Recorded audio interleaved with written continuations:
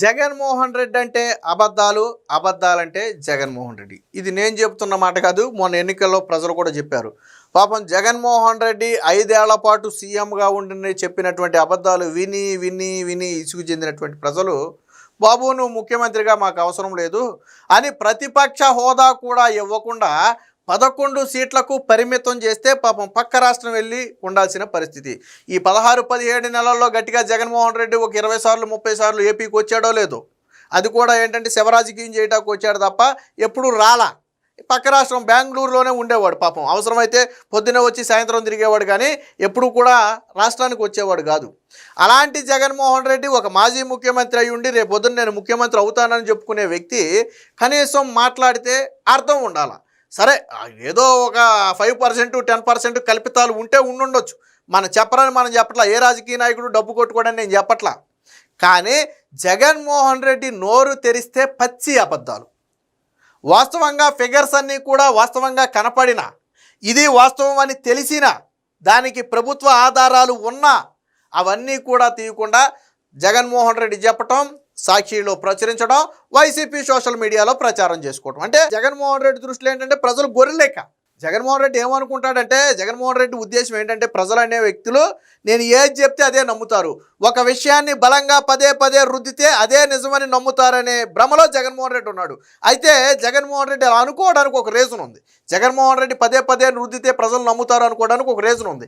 2019 ఎన్నికల్లో బాబాయిని సొంత కుటుంబం వాళ్ళే లేపేస్తే, సొంత తమ్ముడిగా చెప్పుకునే అవినాష్ రెడ్డి లాంటి వాళ్ళు లేపేస్తే చంద్రబాబు నాయుడు చంపాడు నరాసుర రక్త చరిత్ర అని రాసి ఆ రోజు సోషల్ మీడియాలో విస్తృత ప్రచారం చేస్తే ప్రజలు కూడా కొంత నమ్మారు. ఓహో, చంద్రబాబు నాయుడు ఏమైనా రాజకీయ కక్ష ఏమైనా తీర్చుకున్నాడా ఏంటని అనుమానం వచ్చింది చాలామంది. 1, 2 డేటా చోరీ జరిగింది. చంద్రబాబు నాయుడు డేటా మొత్తం కూడా అమ్మేశాడు, డేటా మొత్తాన్ని చోరీ చేసేశాడు, మీ ఆధారు ఓటర్ ఐడీల్లో ఉన్న డేటా మొత్తం చోరీ అయిపోయిందని చెప్పి రాద్ధాంతం చేసి కేంద్రానికి కూడా ఫిర్యాదు చేశాడు. బట్ ఎన్నికలు అయిపోయాక కేంద్రం చల్లగా సాగు కవర్ ఏం చెప్పిందంటే డేటా చోరీ జరగలేదు, అది ఎవరు దొంగిలించే పరిస్థితి ఉండదు అని చెప్పింది. కానీ ప్రజలు ఎన్నికల టైంలో నమ్మేశారు. అలాగే కోడికత్తి డ్రామా స్వయంగా పొడిసినోడే ఒరే బాబు నేను జగన్మోహన్ రెడ్డి అంటే అభిమాని, నేనేదో వైరల్ అవ్వడం కోసం చేసినటువంటి పని అని చెప్పి స్వయంగా ఆ వ్యక్తే చెబితే, లేదు చంద్రబాబు నాయుడు చంపేసే ప్రయత్నం చేశాడు, నన్ను హత్యాయత్నం జరిగింది, దీని మీద సిబిఐ విచారణ అన్నాడు. మరి ఏం జరిగింది? ఆ విచారణలో స్పష్టంగా చెప్పారు ఇందులో కుట్రకోణం లేదు, చంద్రబాబు నాయుడు పాత్ర లేదని చెప్తే, ఈవెన్ ఆ కేసుకు సంబంధించి ఎన్ఐఏ విచారిస్తుంది.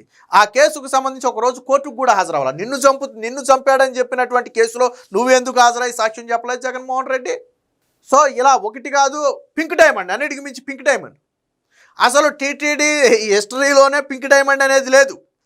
కానీ ఆ రోజు పింక్ డైమండ్ అనేది ఒకటి ఉంది, అది మిస్ అయ్యింది, చంద్రబాబు నాయుడు ఇంట్లో ఉందని చెప్పి విజయసాయిరెడ్డి నోటితో చెప్పించి ఆ రోజు కొంతమంది టీటీడీలో ఉన్నటువంటి పోజారులను ఎరగా వేసుకుని వాళ్ళ చేత కూడా పింక్ డైమండ్ అనేది ఒకటి ఉండాలి, అది మిస్ అయినట్టుగా ఉందని చెప్పి వాళ్ళని చేత కూడా చెప్పించి రాద్ధాంతం చేశారు. ఇదే జగన్మోహన్ రెడ్డి ముఖ్యమంత్రి అయిన తర్వాత కోర్టుకి జగన్మోహన్ రెడ్డి హయాంలో ఉన్నటువంటి టీటీడీ బోర్డు పింక్ డైమండ్ అనేది లేదు అని చెప్పి తేల్చి చెప్పింది. సో ఇలా 1 కాదు 2 కాదు అనేక అబద్ధాలను జగన్మోహన్ రెడ్డి అప్పుడు నమ్మించాడు. కాబట్టి ఇప్పుడు ఇంకా అదే భ్రమలో ఉన్నాడు జగన్మోహన్ రెడ్డి, అదే భ్రమలో ఉన్నాడు. కాబట్టి అన్ని అబద్ధాలే. సో ఏంటి ఆ అబద్ధాలు అనేది ఒకసారి వినండి. చేసిన తర్వాత ఆ private college, private teaching hospital వాళ్ళు నడిపేటప్పుడు వాళ్ళ జీతాలు గవర్నమెంట్ ఇస్తుందంట. అంటే నెలకు ఒక్కొక్క కాలేజీలో కనీసం 5 కోట్లు జీతం మినిమం, సంవత్సరానికి ఒక్కొక్క కాలేజీకి 60 కోట్లు, 2 ఏళ్ల పాటు కనీసం అంటే 120 కోట్లు ఒక్కొక్క కాలేజీకి ఎదురు వస్తుందట. చెనిక్కాయలకు బెల్లాలకు ఇలా మనిషి ఇక్కడ కాలేజీలు కట్టబెట్టడమే కాకుండా మళ్ళా ఎదురు 120 కోట్ల రూపాయలు ఎదురిస్తున్నారు. ఇది జగన్మోహన్ రెడ్డి ఏమంటాడంటే శనక్కాయలకు పప్పు బెల్లాలకి ఆస్తులను కట్టబెట్టడమే కాకుండా ప్రభుత్వం ఎదురిస్తుంది, ఇదెక్కడ న్యాయం అన్నాడు. అసలు మెడికల్ కాలేజీలో సీట్ల అమ్మకం అనే విధానానికి తెరదీసి దాని ద్వారా వచ్చే డబ్బుతో ప్రభుత్వ కాలేజీలు నడపాలి అని చెప్పిన వ్యక్తి ఎవరు? నువ్వు కాదా జగన్మోహన్ రెడ్డి?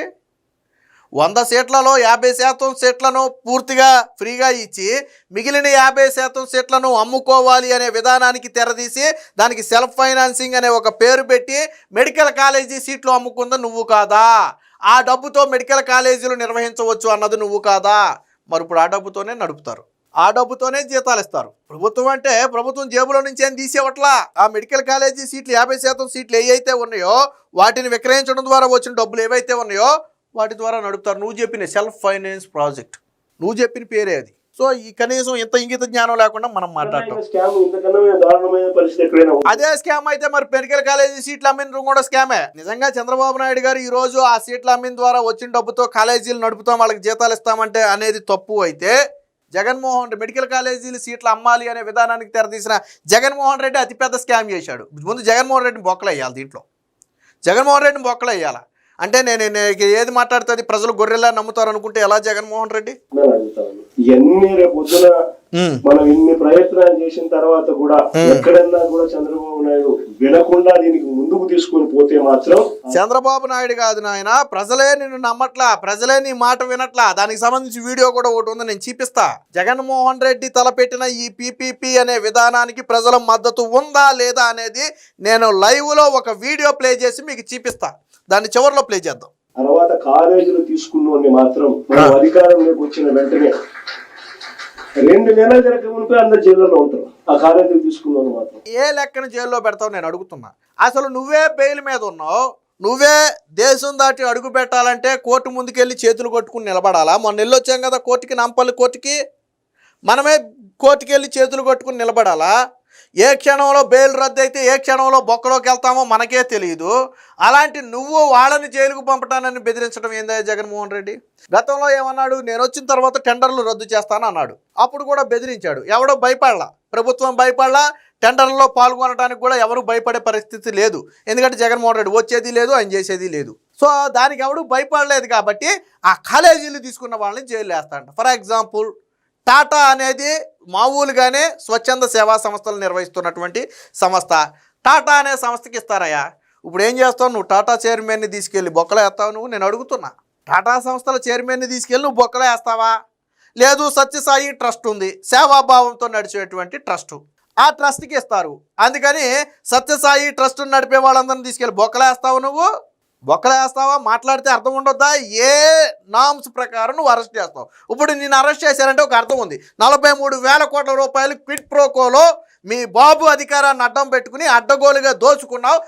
సంబంధించి ఆధారాలు ఉన్నాయి కాబట్టి నీ ఆస్తులు కూడా జప్తు చేసి 16 నెలలు జైల్లో పెట్టారు. దానికి ఒక రీజన్ ఉంది. ఇక్కడ ఎవరి ఆస్తి తిన్నారు, ఎవరిని ఎవరు మోసం చేశారని నువ్వు అరెస్ట్ చేస్తావు.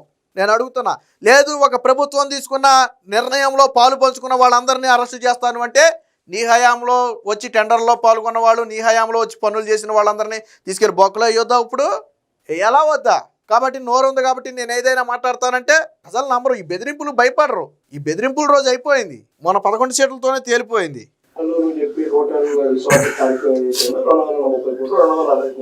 అది ముందు విశాఖపట్నానికి నిజంగా ఆనిముత్యంగా ఉంది. అదే చంద్రబాబు నాయుడు యోగా కోసం, యోగా గుర్తుందా? యోగా ఒక్కరోజు ప్రోగ్రామ్ యోగాకు ఖర్చు పెట్టింది 330 కోట్లు. కనీసం నేనన్నా 240 కోట్లు పెట్టి బ్రహ్మాండమైన బిల్డింగ్ కట్టి విశాఖపట్నానికి తలమానికంగా ఉంది ఆ బిల్డింగ్. ఈ పొద్దు కూడా పోయినాను అనుకో ఆ బిల్డింగ్.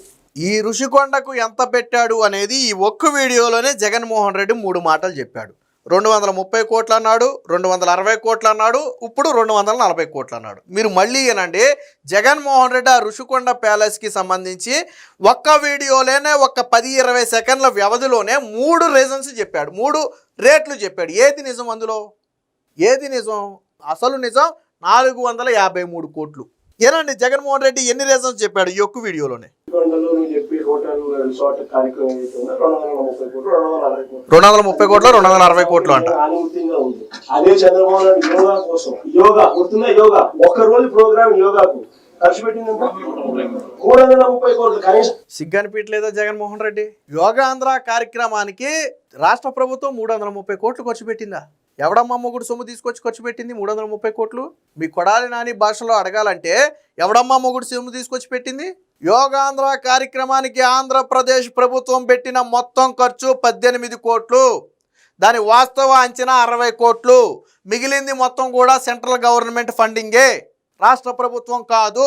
రాష్ట్ర ప్రభుత్వం కేవలం 18 కోట్లు పెట్టుబడి పెడితే గిన్నీస్ బుక్ ఆఫ్ వరల్డ్ రికార్డులో ఆంధ్రప్రదేశ్కు పేరు వచ్చింది. ఈరోజు యోగా అంటే ప్రపంచమే ఆంధ్రప్రదేశ్ వైపు చూసే పరిస్థితి చంద్రబాబు గారు తీసుకొచ్చారు.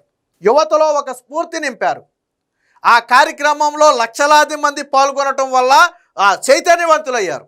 సో అంటే ఒక ఇన్స్పిరేషన్ అనేది క్రియేట్ చేశారు. నువ్వు అమ్మఒడి పథకం ఇవ్వటానికి పిల్లలందరినీ తీసుకొచ్చి సభలో ఎందుకు కూర్చోబెట్టేవాడివి? ఆ సభలకు ఎంత ఖర్చు పెట్టేవాడి?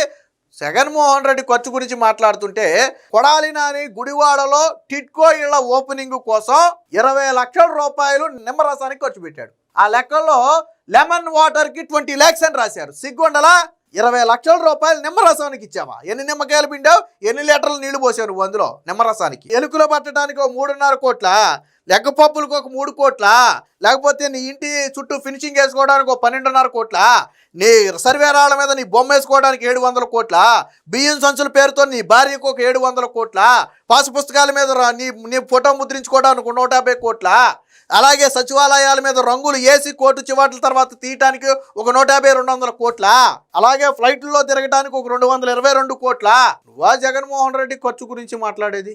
సిగ్గనిపించట్లేదా జగన్మోహన్ రెడ్డి? నోరు తెరిస్తే అబద్ధం. అరే మనం కనీసం నేను ఒక మాజీ ముఖ్యమంత్రినేమో, నేను మాట్లాడితే అందరూ దాన్ని ఆధారాలు బయటికి తీసి నన్ను వాయిస్తారేమో.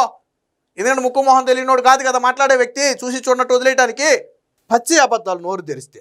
నేనన్నా 230 కోట్లు పెట్టి బ్రహ్మాండమైన బిల్డింగ్ కట్టి విశాఖపట్నానికి తలమానికంగా ఉంది ఆ బిల్డింగ్. ఈ పొద్దు కూడా పోయినాను అనుకో. నువ్వు చెప్పిన పోనా 240 కోట్లే ఎందుకు మెడికల్ కాలేజీకి పెట్టకుండా రాజభవనానికి పెట్టావు? నువ్వు ఎందుకు మెడికల్ కాలేజీకి రాజభవనానికి పెట్టావు? మెడికల్ కాలేజీలకు పెట్టకుండా ఎందుకు పెట్టాడంటే చూడండి ఒకసారి, ఇక్కడ సొలుకవర్లు చెప్తాడు. మళ్ళీ బిల్డింగ్ చూస్తే విశాఖపట్నం అంతా టూరిస్ట్ ప్లేస్ కింద కనబడుతుంది. పెద్ద పెద్ద వచ్చి గవర్నర్ గారు పోయినారు అనుకో, మోడీ గారు వచ్చినారు అనుకో, లేకపోతే పుతిన్ వచ్చినాడు అనుకో, రష్యన్ ప్రెసిడెంట్ పుతిన్ వచ్చినాడు అనుకో, ఎక్కడ పెడతారు? బ్రహ్మాండమైన రాజ్భవన్ లాంటి బిల్డింగ్ అది. సో టూరిజానికి జగన్మోహన్ రెడ్డి అంట చేయూతనివ్వటానికి కట్టాడంట. టూరిజానికి చేయూతనివ్వటానికి అందులో ఉండే బాత్రూమ్ కమోడ్కి 25 లక్షల రూపాయలు పెడతారా? అందులో ఉండే స్నానం చేసే టబ్కి 30-40 లక్షల రూపాయలు పెడతారా? అందులో ఉండే ట్యాప్ విడుదల చేసే ట్యాప్కి 3-4 లక్షల రూపాయలు పెడతారా? అందులో పెట్టే లైట్కి 20-25 లక్షలు పెడతారా? ఎవడైనా పెడతాడా? అంత ఖర్చు పెడతాడా జగన్మోహన్ రెడ్డి? మరి నువ్వేమో టూరిజం అంటావు, పుతిన్ అంటావు, నరేంద్ర మోదీ అంటావు. మీ నాయకులు గతంలో మంత్రులుగా ఉన్నటువంటి రోజా కావచ్చు, గుడివాడ అమర్నాథ్ కావచ్చు, వాళ్ళేం చెప్పారు? అవి సీఎం క్యాంపు కార్యాలయంగా ఉపయోగించుకుంటారు జగన్మోహన్ రెడ్డి గారు, అక్కడే నివాసం ఉండి ఉపయోగించుకుంటారు. ఉపయోగించుకుంటే తప్పేంటి? సీఎం కార్యాలయం ఉండొద్దా? అరే వాళ్ళేమో సీఎం కార్యాలయం అంటారు, నువ్వేమో టూరిజం అంటావు. మీ వాళ్ళేమో జగన్మోహన్ రెడ్డి భారీ కావాలంది కాబట్టి బీచ్కి అభిముఖంగా కట్టారని చెప్తారు. నువ్వు అన్నావు కదా టూరిజం డెవలప్మెంట్ అని. ఇప్పుడు నువ్వు గుండు కొట్టిన ప్లేస్లో గతంలో హరిత రిసార్ట్స్ అని ఒకటి ఉండేది, తెలుసో లేదో జగన్మోహన్ రెడ్డికి. హరిత రిసార్ట్స్ ఏడాదికి 7 నుంచి 10 కోట్ల రూపాయల ఆదాయం ఓన్లీ ఆ హరిత రిసార్ట్స్ వల్ల వచ్చేది. మరి నువ్వు కట్టిన బిల్డింగ్కి ఎవరినైనా ఒక్క మనిషిని లోనకి అలౌ చేశావా నీ ప్రభుత్వంలో? నువ్వు టూరిజం అన్నావు కదా, ఆ టూరిజం స్పాట్ అయినటువంటి నువ్వు కట్టిన ఋషికొండ ప్యాలెస్లోకి ఒక మనిషిని వెళ్ళనిచ్చావా నువ్వు? ఒక ఫోటో తీనిచ్చావా నువ్వు? ఎందుకు అంత రహస్యంగా కట్టావు నువ్వు రహస్యంగా ఎందుకు కట్టావు నువ్వు? అది పర్యాటక ప్రాంతం అయితే, పర్యాటక ప్లేస్ అయితే ఎందుకు నువ్వు జనాన్ని వెళ్ళకుండా పోలీసులను బందోబస్తు పెట్టావు అక్కడ? నువ్వు ఎందుకు శాటిలైట్ మ్యాపుల్లో గుండు కొట్టినట్టు కనపడుతుందని చెప్పి గ్రీన్ మ్యాట్ కప్పావు? నువ్వు నేషనల్ గ్రీన్ ట్రిబ్యునల్ని మోసం చేయలేదా? నేషనల్ గ్రీన్ ట్రిబ్యునల్ చెప్పలేదా వీళ్ళు చెప్పిన దానికంటే ఎక్కువగా కొండ తవ్వేశారని? నేషనల్ గ్రీన్ ట్రిబ్యునల్ సుప్రీంకోర్టుకి చెప్పలేదా? సుప్రీంకోర్టు హైకోర్టు లక్ష్యంతలు వేయలేదా? ఎవడి చెవులో పూలు పెట్టాలని చూస్తున్నావు జగన్మోహన్ రెడ్డి నువ్వు? పుతిన్ కోసం కట్టాడంట, పుతిన్ వస్తాడా నీ హయాంలో అని కట్టావా నువ్వు? 3 బిల్డింగ్లు ఎందుకు కట్టావు నువ్వు? పర్యాటక స్పాట్ అయ్యి ఒక బిల్డింగ్ కట్టుంటే సరే ఓకే, నువ్వు 3 బిల్డింగ్లు ఎందుకు కట్టావు? ఒక దాంట్లోనేమో ప్రభుత్వ కార్యాలయం కింద నిర్వహించుకోవాలి, ఒక దాంట్లోనేమో సమావేశాలు నిర్వహించుకోవాలి, ఒక దాంట్లో జగన్మోహన్ రెడ్డి ఫ్యామిలీ ఉండాలి. అందుకు కదా నువ్వు కట్టింది అది. ఈరోజు టూరిజం అంటావా? ₹1 వచ్చిందా నీ హయాంలో? ఒక మనిషిని లోనికి వెళ్ళనిచ్చావా? మరి ముఖ్యమంత్రిగా ఉండి నువ్వు అన్నావు కదా ఇది యోగాంధ్రాకి 330 కోట్లని. నేను ఆధారాలు చూపిస్తాను. ఇది యోగాంధ్ర కోసం విడుదల చేసినటువంటి ఇది. ఇక్కడ 15 కోట్ల రూపాయలు జీవో నెంబరు 1881 2/6/2025 జూన్ 2వ తారీఖున 15 కోట్ల రూపాయలు విడుదల చేశారు. ఇది మొదటి జీవో. తరువాత దీనికి అదనంగా ఇంకొక 3 కోట్లు విడుదల చేశారు. ఇది జీవో నెంబర్ ఏమో 1988 16/6/2025. అంటే మొదటి జీవోకి రెండో జీవోకి మధ్యలో 12 రోజుల గ్యాప్తో మరొక 3 కోట్ల రూపాయలు విడుదల చేశారు. ₹3 crores ఓన్లీ 3 కోట్ల రూపాయలు విడుదల చేశారు. అంటే రాష్ట్ర ప్రభుత్వం పెట్టింది 18 కోట్లు. ఇక్కడ 2 జీవోల్లో కనపడుతుంది. చంద్రబాబు గారు ఏమి జేబులో నుంచి పెట్టరు కదా, తీసి జీవోలు ఉంటాయి కదా. మరి 330 కోట్లు అని చెప్పి ఎలా పచ్చి అబద్ధాలు చెప్పేవా జగన్మోహన్ రెడ్డి? 18 కోట్లకి 330 కోట్లకి ఏమైనా సంబంధం ఉందా? మరి నోటికి అన్నం తినేవాడు ఎవడైనా ఇంత పచ్చి అబద్ధాలు ఆడతాడా? నువ్వు తప్ప. ప్రపంచంలో ఎవడైనా 18 కోట్ల రూపాయలు 300 కోట్ల రూపాయలు అని చెప్తాడా? 330 కోట్లని. ఆ పైన నువ్వు చెప్పిన 30 కోట్ల ఖర్చు కూడా రాష్ట్ర ప్రభుత్వం పెట్టలా. 300 సంగతి పక్కన పెట్టి మొత్తం ఖర్చు అంచనా వ్యయ 60 కోట్లు. మిగిలింది సెంట్రల్ గవర్నమెంట్ ఫండింగ్. దానికి సంబంధించి ఇంకొక 20-30 కోట్లు ఇంకా రాష్ట్రానికి రావాలి. అది వేరే విషయం, పక్కన పెడదాం. మరి ఇంత అచ్చోసిన అబద్ధాలు ఆడితే ప్రజలు ఎందుకు జగన్మోహన్ రెడ్డి నిన్ను నమ్మాలి? ఎందుకు నీకు ఓటేయాలి? అంటే ముఖ్యమంత్రి కావటం కోసం ఎన్ని అబద్ధాలైనా ఆడతాం. విలువలు కానీ, విశ్వసనీయతలు కానీ, సిగ్గు కానీ, లజ్జ కానీ, మానం కానీ, అభిమానం కానీ ఏమీ ఉండవు. నేను ముఖ్యమంత్రి సీట్ ఎక్కాలంటే ఏదైనా నేను చెప్పే ఇందాక. ఎందుకు జగన్మోహన్ రెడ్డి పదే పదే ప్రజలను గొర్రెలు అనుకుంటాడంటే గతంలో చేసిన పింక్ డైమండ్ కావచ్చు, బాబాయి హత్య కేసు కావచ్చు, డేటా చోరీ కావచ్చు, లేదా కోడికత్తి డ్రామా కావచ్చు, ఇవన్నీ ప్రజలు నమ్మారు కాబట్టి మళ్ళీ నన్ను అదే డ్రామాలు ఆడితే నమ్ముతారు అనుకుంటున్నాడు జగన్మోహన్ రెడ్డి. కానీ నమ్మరు. నీ బండారం బయటపడింది. వై నాట్ 175 అంటే నా వెంట్రుక కూడా పీకలేరని నువ్వు పీకి చీపిస్తే ఆ రోజు నువ్వు ఎన్ని ఎంట్రుకలు అయితే పట్టుకున్నావో అన్ని సీట్లు కూడా రాలా. నీకు అన్ని సీట్లు కూడా రాలా. ఎగిరెగిరి పడితే ప్రజలు ప్రతిపక్ష హోదా కూడా ఇవ్వకపోతే తల ఎత్తుకోలేక పక్క రాష్ట్రం పారిపోయావు నువ్వు. కాబట్టి జగన్మోహన్ రెడ్డి ఇప్పటికైనా కళ్ళు తెరవాలి. నువ్వు రాజకీయం చేయి, తప్పులేదు. కానీ విజ్ఞతతో కూడిన, విలువలతో కూడిన రాజకీయం చేయి. ఈరోజు చంద్రబాబు గారు దర్జాగా 160 పైబడి సీట్లతో నిలబడ్డారు. 164 సీట్లతో కూటమి ప్రభుత్వం నిలబడిందంటే ఆ రోజు చంద్రబాబు గారు దర్జాగా రాజకీయం చేశారు. నువ్వు అరెస్టు చేసినా కానీ ప్రజలు నమ్మలా. అది విలువలతో కూడిన రాజకీయం అంటే. కాబట్టి ఆయన ఈరోజు మళ్ళీ ముఖ్యమంత్రి అయ్యాడు. కానీ జగన్మోహన్ రెడ్డికి మళ్ళీ జీవితంలో ముఖ్యమంత్రి అయ్యే అర్హత కానీ, ఆ అవకాశం కానీ లేదు. ఆంధ్ర ప్రజలు జగన్మోహన్ రెడ్డిని మళ్ళీ నమ్మే పరిస్థితి లేదు.